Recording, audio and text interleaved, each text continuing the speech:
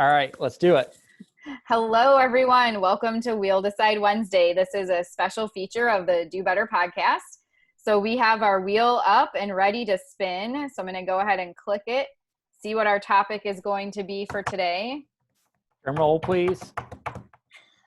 I'm really starting to think I'm psychic because I literally looked at this and I was like, dang it, I don't have my favorite quote like memorized. On hand either. So I hope we don't get that one. And we got that one. Oh man. I'll have to go back in like the chat or something and actually copy and paste it. I know it enough to like talk about it, but that's disappointing. All right. Do you want me to go first this time, Joe, since you At went least you first know the what last you're few talking. times? As long Give as you you 2 minutes and 30 seconds to look up your quote. yeah. I have a couple of people in mind, but I don't know it by heart yet. All right. So sounds good. Okay. So my favorite quote that I don't have memorized, but I learned it at an autism conference. It's called the Milestones Autism Conference. It's actually virtual this year. It will be in online in June. So I'm looking forward to that. I'll be posting about that soon. But in that conference, one of the people that was presenting, I don't honestly remember who it was. It's in my notes somewhere, had this quote from an educator. And it was something along the lines of, as educators, which you could replace behavior analyst or whatever your role is, parent, whatever. It's basically us who decide how a child's day is going to go. So if they come in and they're having a rough day, how I react to that and what I do to support them through that is going to determine essentially their future, right? So so it's my job to be the one that's supportive and having the environment set up properly to help that child learn. And I just absolutely love the quote. Like I said, once when it's Joe's turn to talk, I'll find it and I'll put it in the comments, but that's one of my favorites. I also really like, from kind of outside of behavior analysis, the Jimmy V Foundation is a nonprofit that does cancer research. And Jimmy V has a favorite saying, a speech that he gave. He was a basketball coach and they won the national championship game for in North Carolina for NC State, and they were like not expected to win at all, so he was featured a lot, and he was just a very motivating person. And he died of cancer, and one of the most like tear-jerking speeches ever, so I'll try to find that and post the link too. He talks about how you need to think, laugh, and cry. And if you do that every day, every single day of your life, that's a good day. And so anytime I go to something, and if it can make those three things happen for me, then I'm like, this was an amazing event, right? So trying to figure out in your day how you can do things that make you think, make you laugh, and make you cry. And that's, I don't know why I like it so much. I just really, the first time I saw that speech, it just really was like hit home for me in terms of, yes, that is how I would like to live my life. So I think it's just really powerful, and the way he says it is way better than how I say it. So I'll just post a link to it. So that's my 2 minutes and 30 seconds. And I didn't go over for once. that's awesome. You know what? That's awesome because for me, I can ramble sometimes, and I go over my limit a lot. So, all right. So I don't have my cell phone on me. Can you time me? Yep. All right. Awesome. Tell me when you're ready. Ready. All right. Go.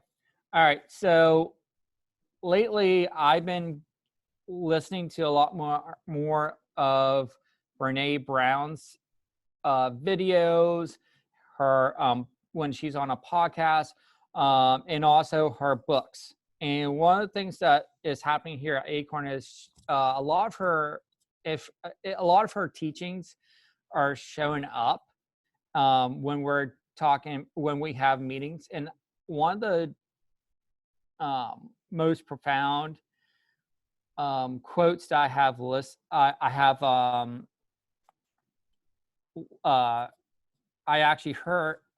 heard someone say was that sometimes the bravest and most important thing you can do is just to show up, which I love,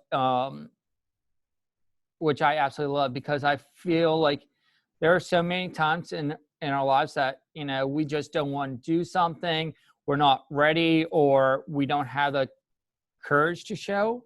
But the bravest thing for us to do is just to be in that moment and push ourselves through that uncomfortable time and just show up for our kids, show up for our learners, show up for the parents that we work with, show up for our family, our wives, our husbands, so forth.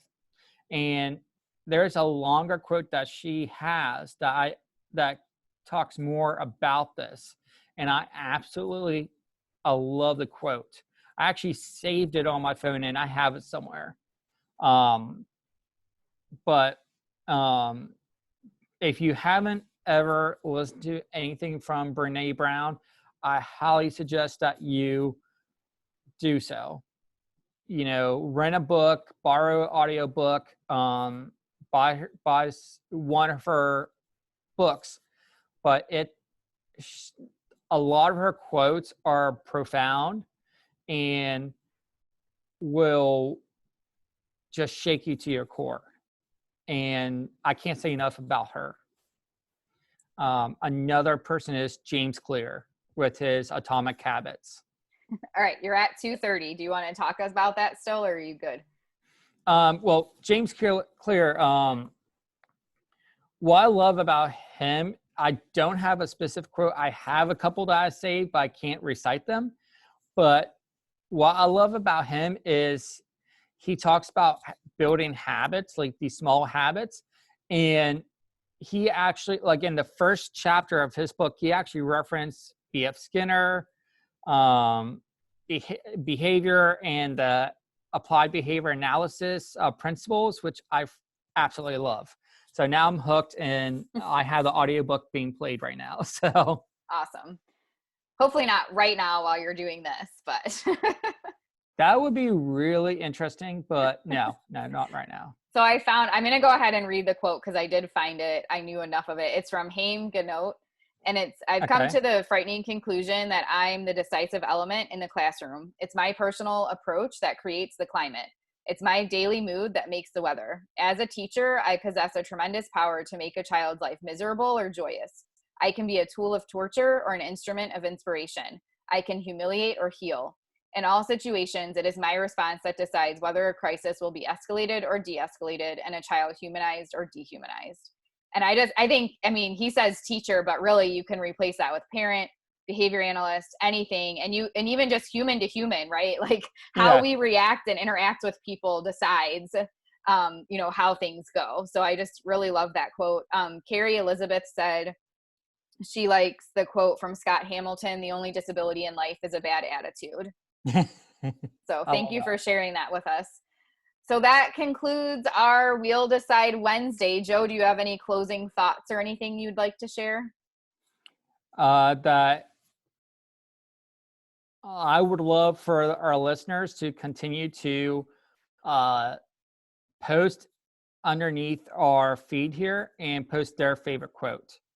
I might have something on Instagram where people can make a comment after my favorite comment, and I want them to do the same on the Do Better Facebook. Not Facebook, but Instagram page. Okay, perfect.